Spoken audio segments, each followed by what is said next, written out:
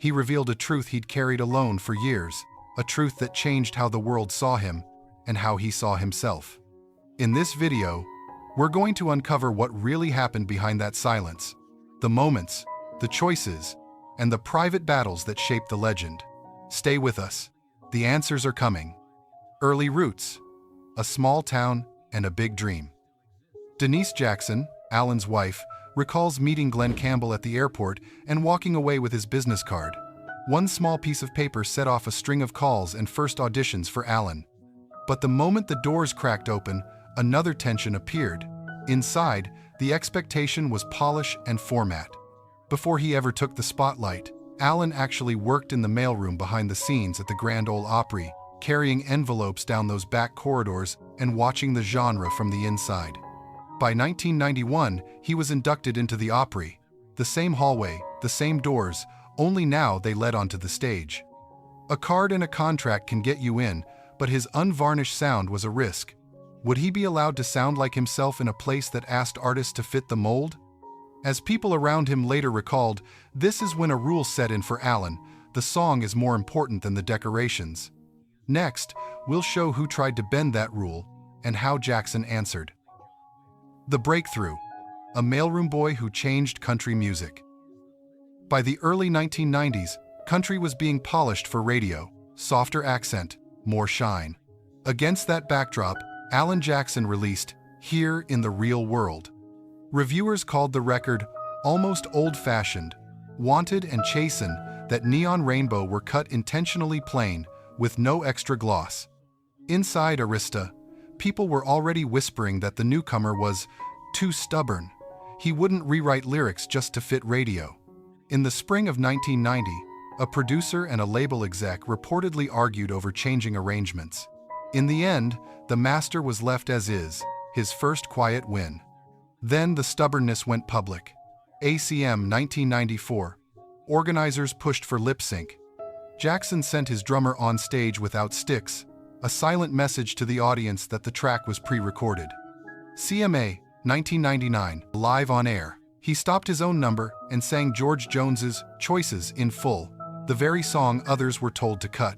The room got the point without explanation. For many, that's when it turned. The mailroom kid wasn't just singing hits. He was defending the genre and his right to sound honest, even when the show's rules said otherwise. Love and pressure, the price of fame. As the posters got bigger, home felt emptier. Shows, flights, interviews, fewer conversations without a microphone. Later columns would say Denise Jackson hoped for the romance of touring and got loneliness instead. Rumors of infidelity made the cracks visible even from the stage. They tried therapy. He admitted he was used to handling things alone. It wasn't enough. In 1997, the couple separated, and Denise, with 3 daughters, slid into depression. Then, a few months later, something unexpected, a spiritual awakening. That shift is what allowed forgiveness and brought them back to talking about family instead of headlines. They reconciled and renewed their vows quietly, without press releases, as if rebuilding a house from the foundation up. He was writing again, she believed again. But the bill for fame rarely goes unpaid, and this time it wouldn't come from the tabloids. There was another test ahead, one no spotlight could soften. Faith tested, the day everything changed. During their anniversary trip in Florida, Denise Jackson received news that changed everything: a diagnosis of colorectal cancer. The celebration instantly turned into a route back to Nashville. Tests, decisions, radiation, chemotherapy. No drama, just a schedule to follow. Alan, always calm on stage, suddenly felt lost at home. So he did what he knew best, he wrote. A few weeks later came When I Saw You Leaving. The lyrics were so raw that he didn't play them for her right away. When Denise finally heard it, she cried, and with the tears came relief. They sold their Florida house to stay close to doctors and family. Denise went through treatment and won, leaving a deep mark on both of their lives. The song wasn't a hit. It was proof that sometimes love means holding someone's hand in silence. And you? How would you sing about your pain, if you could? Rebellion and Heritage. Saving Country's Soul. After those live TV protests, The Drummer Without Sticks and Choices sung in full on the CMA broadcast. Jackson became the kind of artist TV directors worried about. He could break the script, but he always landed on the truth. That same truth is what put him shoulder to shoulder with George Strait. By the late 1990s, country was getting glossier. That's when they recorded Murder on Music Row. It wasn't even released as a single, yet it climbed the charts and edged past Garth Brooks, a rare feat for a track without heavy promo or rotation. At ACM 2000, they were invited to open the show. No fireworks, no dancers, just two voices and guitars. Reporters wrote that, beside the big productions of Brooks and Shania Twain, Jackson sounded direct and genuine. People at the labels later recalled, the room felt tense. The song played like an open challenge to Nashville's direction. For some, it was defiance. For others, a reminder that the genre was still alive. He summed it up simply, "I'm not arguing with the future, I'm standing up for the present." But behind the loud stage, a quiet stillness was gathering. Loss and silence. When music became grief. In 2000, he buried his father, Eugene Jackson. A year later, he released Drive for Daddy Gene, not a funeral song, but memory in motion. A simple melody where a boat, an outboard, and an open road become a way to say thank you. At the 2002 CMA Awards, the song won, yet he walked on stage with his head down, as if he'd come not for a trophy, but for one more conversation with someone who wasn't there anymore. 17 years later, the story repeated. His mother, Ruth, Mama Ruth Jackson, passed away, and Where Her Heart Has Always Been appeared. On the recording, you hear her voice reading scripture added by the family after the funeral.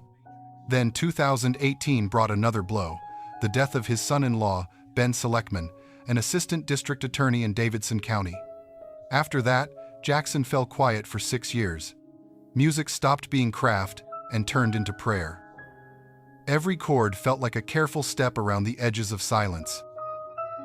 Revelation. The diagnosis he hid for a decade. In 2021, on the Today Show with Jenna Bush Hager, Alan Jackson finally said what he'd kept to himself for more than 10 years.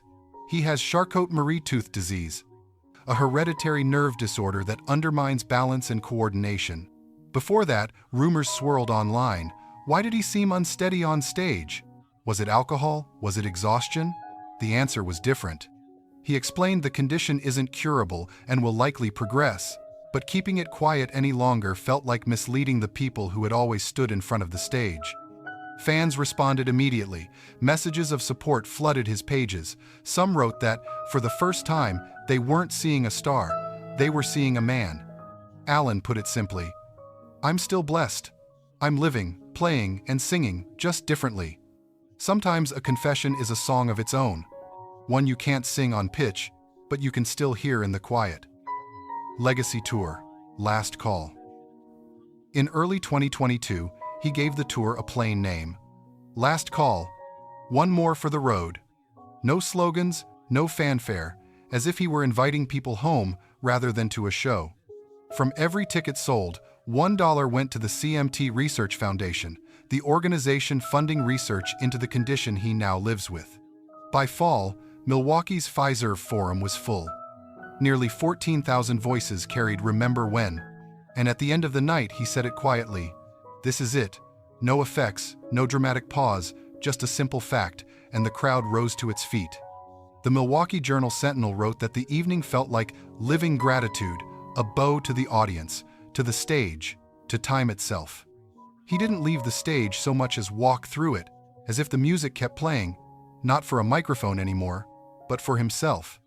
Even an ending can sound like thank you. The gentle goodbye. He ended where it all began, Nashville. In the same city where he once carried mail through the halls of the Grand Ole Opry, he now stood on stage, saying goodbye without drama or headlines. The final show took place at the Music City Center in midsummer, chosen deliberately, just a few blocks from the street where he used to deliver envelopes with other people's names. In the crowd were fans, family, and Denise. He gave no speech, no farewell monologue, only a quiet line. "You've been with me all the way." The crowd answered, "Always will." A few seconds of silence, then long, rolling applause. After the concert, he simply walked backstage the same way he once began his journey. He didn't walk away. He just returned the song to the silence it came from. So which Alan Jackson song will stay with you forever?